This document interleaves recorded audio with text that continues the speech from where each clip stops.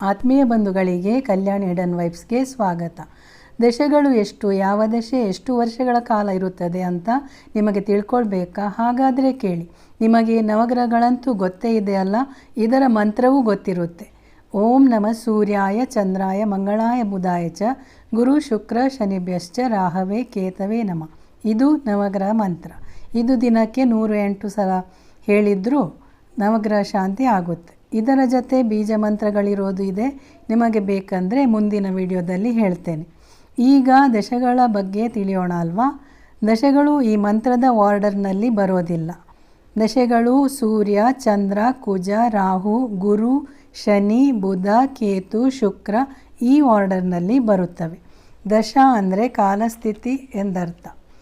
ಈ ಒಂದೊಂದು ಗ್ರಹ ದಶೆಗಳು ಇಂತಿಷ್ಟು ವರ್ಷ ಅಂತ ಇರುತ್ತೆ.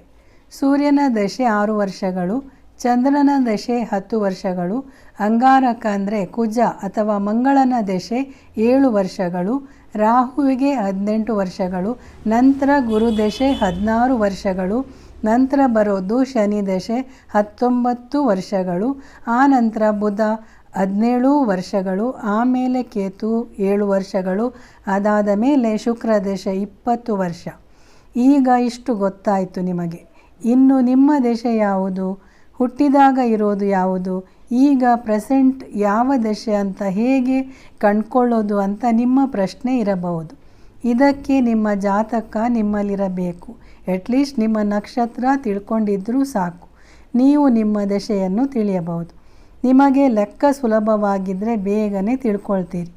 ನಿಮ್ಮ ನಕ್ಷತ್ರ ಕೃತಿಕಾ, ಉತ್ತರಾಷಾಢವಾದರೆ ನೀವು ಹುಟ್ಟುವಾಗ ಸೂರ್ಯನ ದಶೆ ಇರುತ್ತೆ.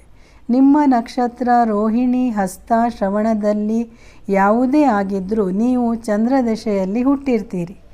ನೀವು ಮೃಗಶಿರ, ಚಿತ್ರ, ಧನಿಷ್ಠ ನಕ್ಷತ್ರದವರಾದರೆ ನೀವು ಹುಟ್ಟುವಾಗ ನಿಮ್ಮ ದಶೆ ಕುಜ ದಶೆ ಆಗಿರುತ್ತದೆ. ಇನ್ನು ನೀವು ಆರ್ದ್ರ, ಸ್ವಾತಿ, ಶತಭಿಷ ನಕ್ಷತ್ರದವರಾದರೆ ನೀವು ಹುಟ್ಟುವಾಗ ರಾಹು ದಶೆ ಇರುತ್ತದೆ. ನಿಮ್ಮ ನಕ್ಷತ್ರ ಪುನರ್ವಸು, ವಿಶಾಖ, ಪೂರ್ವಭಾದ್ರವಾದರೆ ನೀವು ಹುಟ್ಟಿದಾಗ ಗುರುದಶೆಯಲ್ಲೇ ಹುಟ್ಟಿರ್ತೀರಿ. ಶನಿ ದಶೆಯಲ್ಲಿ ಯಾರು ಹುಟ್ಟಿರ್ತಾರೆ ಅಂದರೆ ಪುಷ್ಯ ನಕ್ಷತ್ರ, ಅನುರಾಧ, ಉತ್ತರಾಭಾದ್ರ ನಕ್ಷತ್ರದವರು. ನಂತರ ಆಶ್ಲೇಷ, ಜ್ಯೇಷ್ಠ, ರೇವತಿ ನಕ್ಷತ್ರದವರು ಹುಟ್ಟುವಾಗ ಬುಧ ದಶೆ ಇರುತ್ತೆ. ಅಶ್ವಿನಿ, ಮಖ, ಮೂಲ ನಕ್ಷತ್ರದವರು ಕೇತು ದಶೆಯಲ್ಲಿ ಹುಟ್ಟಿರ್ತಾರೆ. ಇನ್ನು ಹುಟ್ಟುವಾಗಲೇ ಶುಕ್ರದಶೆಯಲ್ಲಿ ಹುಟ್ಟಿರುವವರು ಪುಬ್ಬ ಅಂದರೆ ಹುಬ್ಬ ನಕ್ಷತ್ರ, ಪೂರ್ವಾಷಾಢ ಹಾಗೂ ಭರಣಿ ನಕ್ಷತ್ರದವರಾಗಿರುತ್ತಾರೆ. ಈಗ ನಿಮಗೆ ನೀವು ಹುಟ್ಟುವಾಗ ನಿಮ್ಮ ದಶೆ ಯಾವುದು ಅಂತ ಅರ್ಥವಾಗಿರಬೇಕು ಅಲ್ವಾ.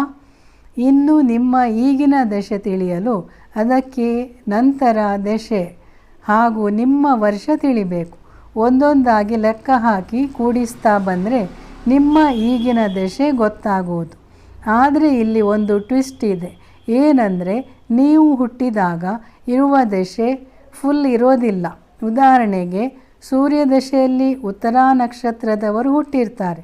ಸೂರ್ಯದಶೆ 6 ವರ್ಷಗಳಿದ್ದರೂ ಅವರಿಗೆ ಅಷ್ಟೂ ವರ್ಷಗಳು ಇರಬೇಕೆಂದೇನಿಲ್ಲ. ಅದಕ್ಕಾಗಿ ಇವೆಲ್ಲವನ್ನೂ ತಿಳಿಯಲು ನಿಮ್ಮ ಜಾತಕವೇ ಬೇಕು ಅಂತ ಹೇಳೋದು. ಅದಿಲ್ಲದಿದ್ದರೆ ನಿಮ್ಮ ಹುಟ್ಟಿದ ಸಮಯ, ಊರು ಗೊತ್ತಿದ್ದರೆ ಕಂಪ್ಯೂಟರ್ನಲ್ಲಿ ಹಾಕಿದರೆ ನಿಮ್ಮ ಜಾತಕ ರೆಡಿಯಾಗುತ್ತೆ. ಆ ನಂತರ ನೀವು ನಿಮ್ಮ ದಶೆ ಭುಕ್ತಿಯನ್ನು ತಿಳ್ಕೊಳ್ಬೋದು. ಅದ್ಯಾಕೆ ಫುಲ್ ದಶೆಗಳು ಹುಟ್ಟಿದಾಗ ಇರೋದಿಲ್ಲ ಎಂಬ ಪ್ರಶ್ನೆ ನಿಮ್ಮ ತಲೆಯಲ್ಲಿ ಬರಬಹುದು. ಈಗ ನೀವು ಹಿಂದಿನ ಜನ್ಮ, ಪುನರ್ಜನ್ಮ ನಂಬಬೇಕಾದ ಪರಿಸ್ಥಿತಿ ಬರುತ್ತೆ. ಈ ಜಾತಕವೆಂದರೇನೆ ನಾವು ಮಾಡಿದ ಕರ್ಮಗಳ ಫಲದ ಲೆಕ್ಕಾಚಾರ, ಹಿಂದೆ ಮಾಡಿದ ಪಾಪ ಪುಣ್ಯಗಳ ಫಲಾಫಲಗಳು. ಈಗ ಜಾತಕ ಹಾಗೂ ದಶೆಗಳ ಬಗ್ಗೆ ಸ್ವಲ್ಪ ಗೊತ್ತಾಯಿತು ಅಂದುಕೊಂಡಿದ್ದೇನೆ. ಇದೆಲ್ಲ ಯಾಕೆ ಹೇಳಿಕೊಡ್ತಾ ಇದ್ದೇನೆ ಅಂದರೆ ಸ್ವಲ್ಪ ಎಲ್ಲ ವಿಷಯದಲ್ಲೂ ತಿಳುವಳಿಕೆ ಇದ್ದರೆ ಮೋಸ ಹೋಗೋದು ಕಡಿಮೆ ಆಗಬಹುದೆಂದು, ಬುರುಡೆ ಬಿಡುವವರ ಬಳಿ ಹೋಗೋದು, ತಲೆ ಕೆಡಿಸಿಕೊಳ್ಳೋದು ತಪ್ಪಲಿ ಎಂದು. ಇಷ್ಟ ಆಯಿತಾ? ಹಾಗಾದರೆ ಲೈಕ್ ಮಾಡಲು ಮರೆಯದಿರಿ. ಸಬ್ಸ್ಕ್ರೈಬ್ ಮಾಡದವರು ದಯಮಾಡಿ ಸಬ್ಸ್ಕ್ರೈಬ್ ಮಾಡಿ, ನಿಮ್ಮ ಇಷ್ಟ ಮಿತ್ರರಲ್ಲಿ ಶೇರ್ ಮಾಡಿ. Thank you so much. Radhe Radhe.